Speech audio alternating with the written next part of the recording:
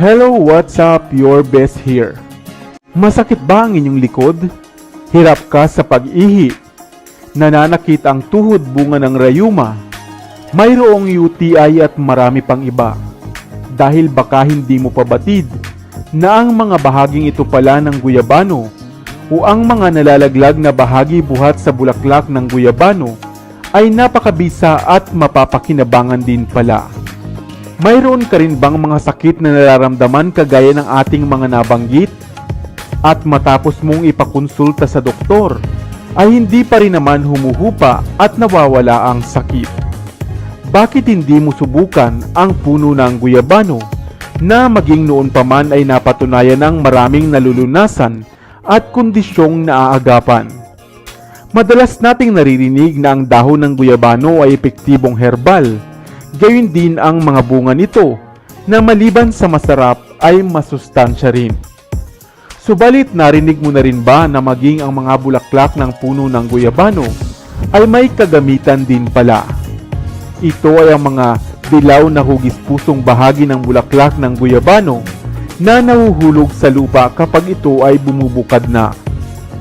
Ang mga bulaklak ring ito ng guyabano tulad ng dahon ay napakainam para sa mga nakararanas ng hirap sa pag-ihi, UTI at katulad pa nitong kondisyon na dulot ng mga harmful bacteria sa daluyan ng ating ihi.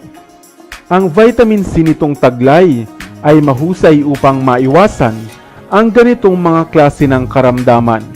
Nakapagpapababa din ito ng cholesterol level na karaniwang problema ngayon at maaaring mapunta sa stroke kung hindi maagapan. Sa tulong ng niacin nitong taglay ay maibuboost ang mga good cholesterol na mas kailangan ng ating katawan.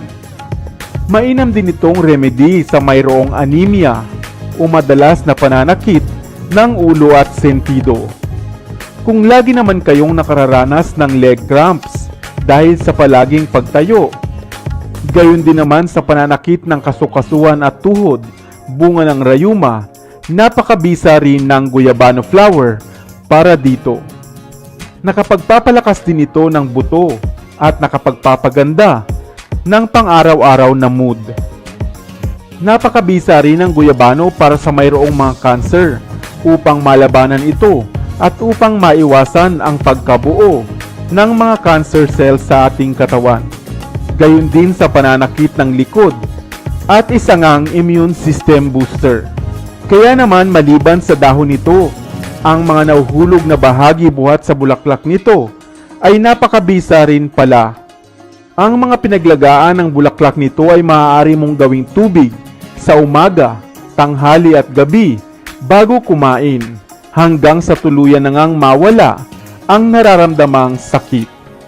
Subalit kung mayroon pa kayong ilang kondisyon sa kalusugang iniinda, mainam na kumonsulta muna sa inyong doktor bago ito subukan. Ikaw, nakakita ka na rin ba ng bulaklak ng guyabano?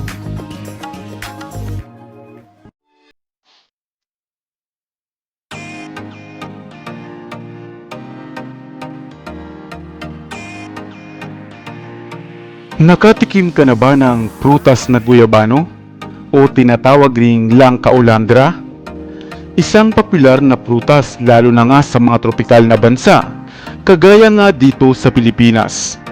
Subalit hindi lamang alam ng karamihan na ito pala ay napakahusay at napakabisa. Mahusay sa mayroong cancer, sa may UTI, mga problema sa tiyan at marami pang iba. Hello, what's up? Your best here.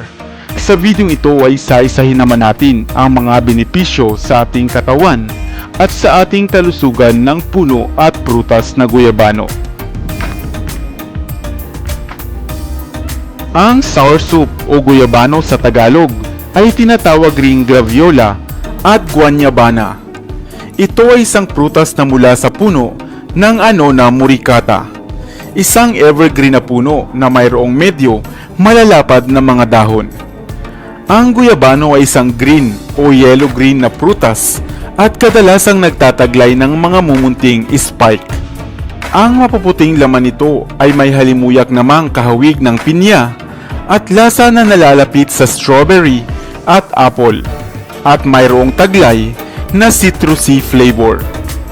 Ang creamy texture naman na laman nito ay para namang kagaya ng saging.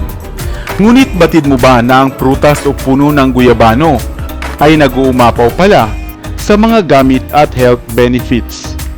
Kaya nga kadalasan ay makikita itong sangkap ng mga food supplements, vitamins at mga juices. Kaya naman halika at isa-isahin natin ang mga posible nitong pagkagamitan. Number 1. Ang mga tao na dumaranas o nagdaraan sa chemotherapy ay marapat na kumain ng prutas na guyabano, sapagkat ito ay makapagpapabilis ng pag-recover ng mga cells at ng immune system. Number 2. At kung kayo naman ay dumaranas ng pananakit ng tuhod o kasukasuan ng dahil sa rayuma at arthritis, mabisa rin ang prutas na ito. Number 3. Sa tulong rin ng madalas mong pagkain ng prutas na guyabano ay magiging malinis at maayos ang daloy ng inyong pag-ihi at ang mga iniindang UTI.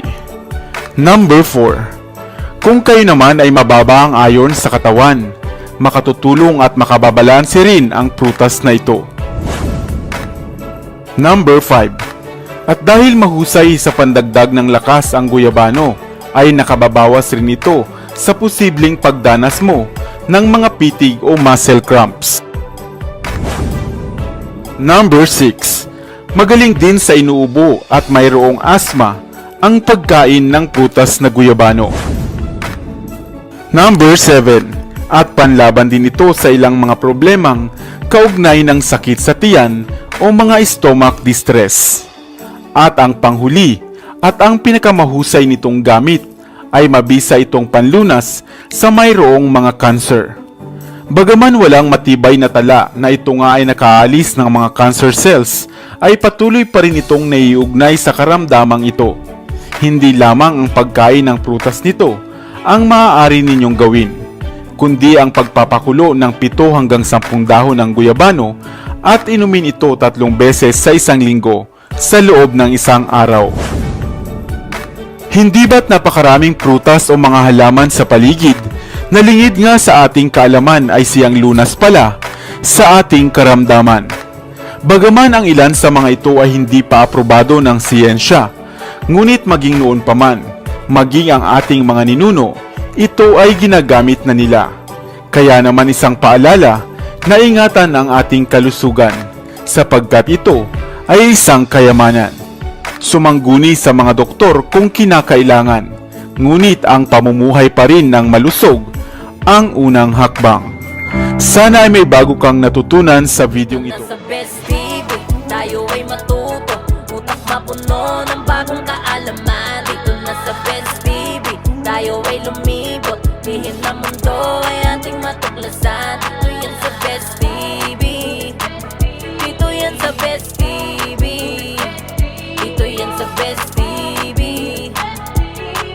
sapagkat lamang ang laki may alam. Dito yan sa Best Tara TV. bes, sabay-sabay tayo na matuto, pagkat dito sa mundo lamang ang siyang marunong. Ating utak sa linan ng panibagong dunong, mga bagay na sa buhay ay makakatulong.